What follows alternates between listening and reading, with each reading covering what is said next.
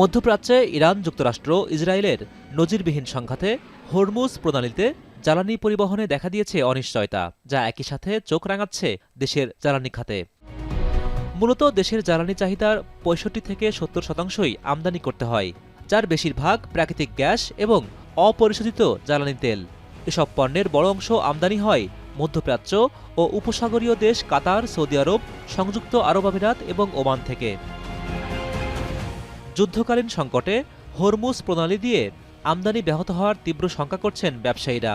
পুরো রুটটা এফেক্টেড হয় তাহলে আমাদের এই সাপ্লাই চেইনে একটা বড় ধরনের এফেক্ট তো হবেই। ইকোনমি অলমোস্ট কোলাপস করবে, যার কারণে দেখা যাবে যে আপনার তেলের দাম প্রায় দ্বিগুণ হয়ে যাবে, তারপর আপনার ইন্স্যুরেন্স কস্ট বেড়ে যাবে, জাহাজের উপর এফেক্ট আসবে। জ্বালানি বিশেষজ্ঞদের আশঙ্কা, সংঘাত দীর্ঘমেয়াদী হলে অপরিশোধিত তেলের দাম ৯০ থেকে $১১০ উঠতে পারে। পাশাপাশি এলএনজি সরবরাহ ব্যাহত হতে পারে, যা দেশের গ্যাস সংকট তৈরি করবে। তেলের জাহাজ, গ্যাসের জাহাজ, কয়লার জাহাজ, এলপিজি জাহাজ কি হবে? ওমান থেকে আসবে, মধ্যপ্রাচ্যরা, সৌদি আরব থেকে আসবে, কাতার থেকে আসবে।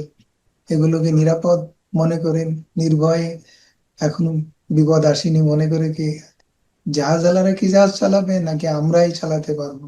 সুতরাং এরকম আশঙ্কাজনক অবস্থায় আমরা নিরাপদে নেই, আমরা অলরেডি সংকটে পড়ে গেছি। জ্বালানি নির্ভর বিদ্যুৎ কেন্দ্রের ব্যয় বাড়লে বাড়তে পারে লোডশেডিং।